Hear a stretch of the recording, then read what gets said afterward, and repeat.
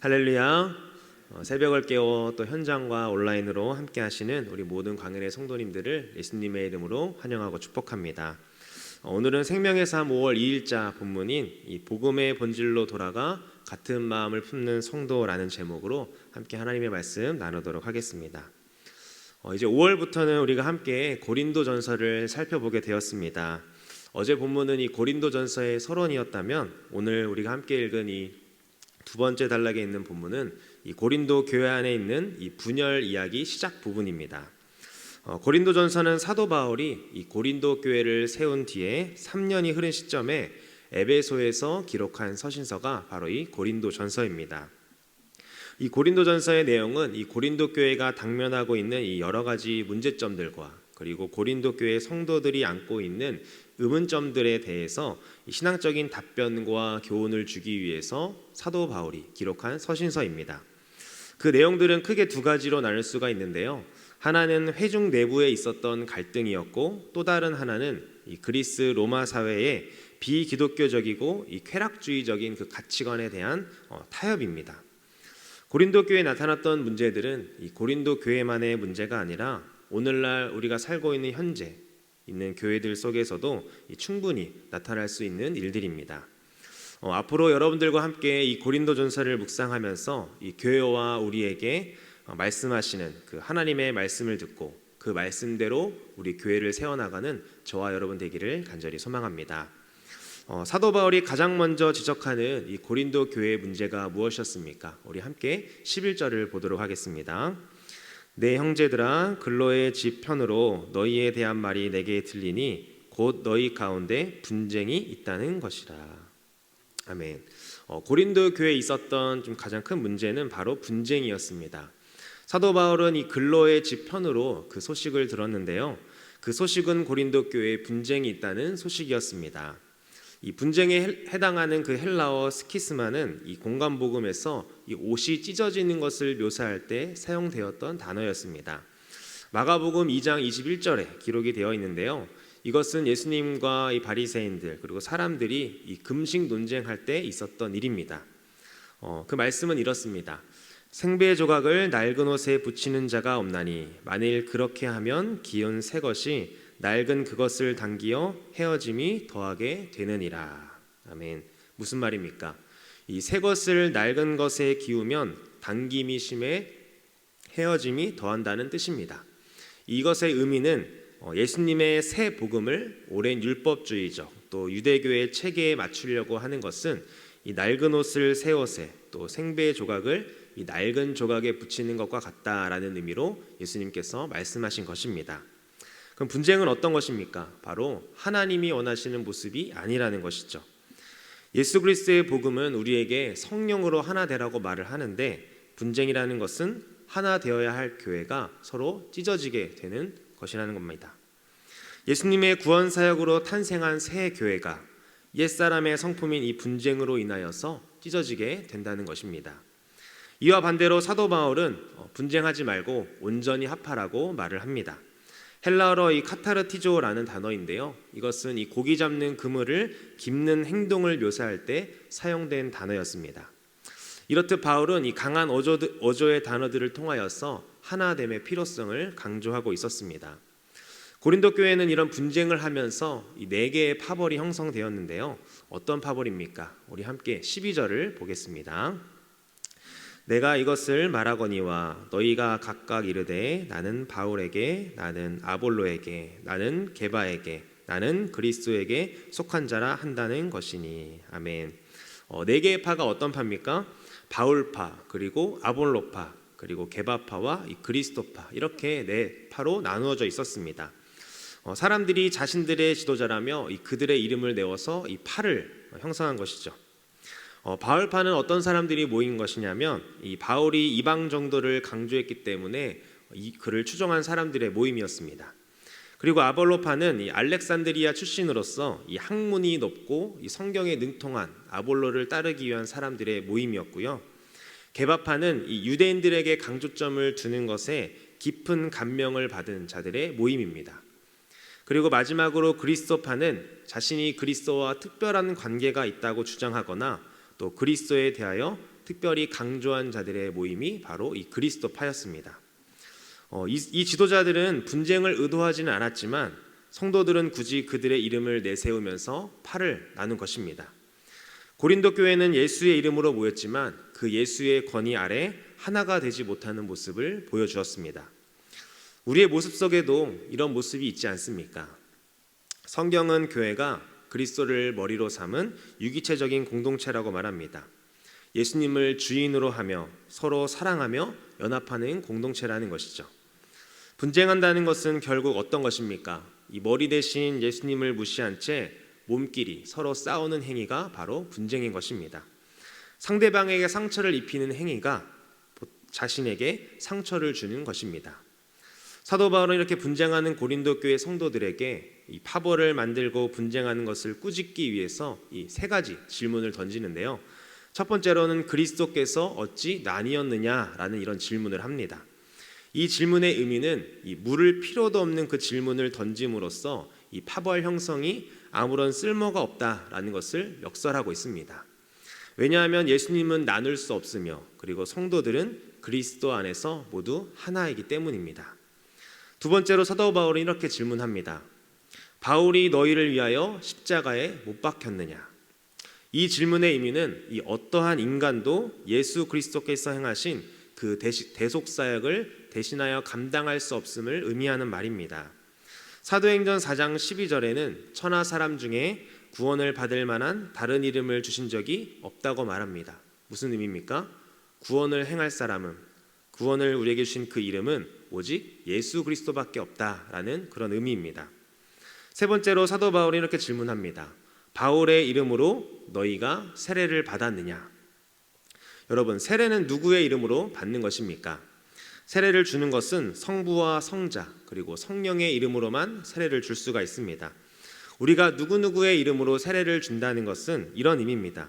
그 사람에게 속한다는 것을 인증하는 예표적인 행위죠. 그러니까 성부와 성자, 성령의 이름으로 세례를 받는 것은 우리가 어디에 속한 사람이라는 것입니까? 바로 성부와 성자, 성령에게 속한 사람이라는 뜻입니다. 즉 하나님의 자녀는 하나님께서 택정하시고 또 그리스도께서 의롭게 하셨으며 성령께서 영화롭게 하신 그 하나님의 자녀라는 의미입니다. 따라서 사도 바울은 이러한 세 가지 질문을 통해서 이 고린도 교인들에게 내가 누구에게 세례를 받았다고 하는 것은 별 의미가 없음을 알리고 교회 내의 파벌을 없애도록 권면하고 있는 것이죠. 사람들은 자신이 좋아하고 또 자기와 인연이 있는 자들과만 교제를 나누려는 그런 본성이 있는 존재입니다. 사랑할 자격 있는 자들과만 교제하기를 원하죠. 그래서 마음에 맞는 사람들끼리만 모이고 또 교제를 하게 됩니다. 결국에는 이런 파벌을 통해 분쟁이 생기고 또 교회가 어려워지게 되는 것입니다. 그러나 예수님은 어떻게 하셨습니까? 예수님은 사랑할 자격이 없음에도 불구하고 먼저 사랑해 주시는 모습을 우리에게 성경을 통해서 보여주고 계십니다. 사랑할 자격이 없는 사람들과도 교제하시며 그들에게 먼저 다가가신 분이 바로 예수님입니다. 하나님의 사람은 이렇게 예수님의 모습을 닮아가는 사람인 줄 믿습니다. 그러기에 사랑받을 자격이 없는 나를 사랑해 주신 그 예수님의 모습을 따라 예수님의 마음으로 함께 신앙생활하는 모든 자를 사랑해 주어야 합니다. 그러기에 하나님의 사람은 이 그리스도의 성품을 소유하고 그분으로 옷 입는 작업을 계속해서 나가야 할 줄 믿습니다. 자격 없는 나를 먼저 사랑해 주신 그 예수님의 사랑을 소유하여 분쟁이 아니라 머리 대신 예수님께 꼭 붙어 한 몸을 이루는 저와 우리 광역교회 모든 성도님들 되시기를 예수님의 이름으로 간절히 소망합니다. 함께 17절을 보겠습니다. 그리스도께서 나를 보내심은 세례를 베풀게 하려 하심이 아니요 오직 복음을 전하게 하려 하심이로되 말의 지혜로 하지 아니함은 그리스도의 십자가가 헛되지 않게 하려 함이라. 아멘. 사도 바울은 17절에서 자신이 그리스도께 받은 사명이 무엇인지를 우리에게 말해주고 있습니다. 그것은 바로 복음을 전하는 일이었습니다. 사도 바울은 자신의 사명의 초점을 이 복음 증거에 맞추고 있었습니다. 이와 반대로 고린도 교회는 어디에 초점을 맞추고 있었던 것입니까? 복음이 아닌 이 세례에 초점을 맞추고 있었습니다. 복음보다 이 세례와 형식에 초점을 맞춰서 누구에게 세례를 받았냐를 따지면서 파벌이 생긴 것입니다. 바울에게 세례를 받은 사람은 나는 바울파다. 그리고 그리고 나는 베드로에게 세례를 받았기 때문에 베드로파다라고 이렇게 주장한 것입니다. 오늘날 교회들도 분쟁에 휩싸이는 일이 왜 생깁니까? 복음이 아니라 다른 것에 초점을 맞췄기 때문입니다. 예수 그리스도의 복음에 초점을 맞추는 것이 아니라 양적 성장과 또 물질 만능에 초점을 맞추기 때문에 분쟁들이 생겨나는 것이죠. 그래서 교회의 본질인 복음이 희미해지고 또 복음이 희미해지기 때문에 눈에 보이는 것에 더욱더 교회가 집중하게 되는 것입니다. 그래서 사도 바울은 가슴을 치면서 말한 것입니다. 예수님이 나를 보내신 것은 이 세례를 베풀게 하려 하심보다 오직 복음을 전하게 하려 하심이라고 말이죠. 바울의 목표는 나를 추종하는 사람들을 더 만드는 것이 아니었습니다. 바울의 목표는 오직 복음을 전하는 것이었습니다. 교회가 아무리 양적으로 성장하고 또 많은 일을 한다고 하더라도 복음을 잃어버리면 언젠간 무너지게 돼 있습니다. 우리가 집중해야 할 것들은 부수적인 것들이 아니라 오직 예수 그리스도와 복음인 줄 믿습니다. 우리 광역교회도 세상에서 추구하는 것에 초점을 맞추고 사역하는 것이 아니라 예수 그리스도와 복음에 맞추어 주님께 쓰임받는 교회가 되기를 간절히 소망합니다. 말씀을 맺겠습니다. 고린도 교회는 성도들 간의 이 분열과 다툼으로 인해 진통을 겪었습니다. 고린도 교회가 겪었던 그 문제는 그 당시만의 문제가 아닙니다. 오늘날도 같은 문제들이 나타나고 있습니다. 왜냐하면 똑같은 인간들이기 때문입니다. 교회의 본질은 이 복음이신 그리스도 예수를 믿는 이 믿음의 공동체라는 것입니다. 헛된 것에 초점을 맞추어 이 파벌을 만들고 분쟁하는 것이 아니라 신앙의 본질이신 그 예수 그리스도만 바라보는 저와 여러분 그리고 우리 광연교회가 되기를 간절히 원합니다. 오늘 여러분의 그 하루의 삶 가운데 파벌을 만들기보다 하나됨을 이루기 위해 노력하시고 또 세상 사람들이 추구하는 것에 초점을 맞추는 것이 아니라 복음이신 예수 그리스도에게 초점을 맞추어 살아가시는 저와 우리 광역교회 모든 성도님들의 하루가 되기를 간절히 소망합니다. 우리 이 시간 함께 기도했으면 좋겠습니다. 먼저 우리 나라와 민족을 위해서 이렇게 기도하겠습니다. 한국교회가 자복하고 회개함으로 주님께 다시 쓰임받는 교회 되게 하여 주옵소서. 또 광진구와 교회들을 위해 기도합니다. 광진구에 세워주신 교회들을 통해 복음을 전하게 하시고 그리스도의 계절이 오게 하여 주옵소서. 주님 또 직분자 선거를 통해 하나님이 원하시는 일꾼들이 세워질 수 있도록 은혜를 더하여 주옵소서. 육체적 연약함으로 고통받는 성도들을 위로하여 주시고 또 모든 질병 가운데 예수 그리스도의 보혈로 덮어주셔서 깨끗하게 치료되는 은혜를 더하여 주옵소서. 주님 파벌을 만들기보다 한 몸을 이루는 교회, 분쟁보다는 연합을 이루는 우리 광연교회가 되게 하여 주시고 또 복음을 선포하는 삶을 통해 그리스도의 십자가가 헛되지 않게 하는 삶을 살아가는 우리 모든 성도들이 되게 해달라고 우리 시간 함께 합심으로 기도하겠습니다. 하나님 감사합니다. 우리 한국교회가 자복하고 회개함으로 주님께 다시 쓰임받는 교회들 되게 하여 주옵소서. 아버지 특별히 우리 광진구 지역 가운데 세우신 교회들을 통하여서 하나님 복음을 전하게 하여 주시고 이 광진구 지역 가운데 복음이 편만하게 전해지는 은혜가 있게 하여 주옵소서. 그래야 그리스도의 계절을 경험하는 우리 광진구 땅이 될 수 있도록 주님 은혜를 더하여 주옵소서. 하나님 우리 교회가 직분자 선거를 앞두고 있습니다. 하나님 이 선거를 통하여서 하나님이 원하시는 일꾼들이 세워질 수 있도록 주님 모든 가정 가운데 은혜를 더하여 주옵소서. 하나님 육체적 연약함으로 고통받는 성도들을 위로하여 주시고 모든 질병 가운데 예수 그리스도의 보혈로 덮어주셔서 깨끗하게 치료되는 은혜가 있게 하여 주옵소서. 하나님 파벌을 이루기보다 한 몸을 이루는 교회, 하나님 분쟁보다는 연합을 이루는 우리 광연교회가 되게 하여 주시고 복음을 선포하는 삶을 통해 그리스도의 십자가가 헛되지 않게 하는 삶을 살아가는 우리 광연교회가 우리 광연교회 모든 성도님들의 삶이 될 수 있도록 주님 은혜를 더하여 주시옵소서. 아버지 감사합니다. 하나님 감사합니다. 우리를 말씀과 기도의 자리로 불러주시고 하나님께 예배드릴 수 있는 은혜를 허락하여 주심에 감사를 드립니다. 우리 광역교회가 같은 마음과 같은 뜻으로 온전히 연합하는 교회가 되게 하여 주시옵소서. 파벌을 나누고 분쟁하는 것이 아니라 예수 그리스도의 복음에만 집중하게 하시고 머리 대신 예수 그리스도의 말씀에 순종하는 광역교회와 우리 모든 성도님들이 될 수 있도록 은혜를 더하여 주옵소서.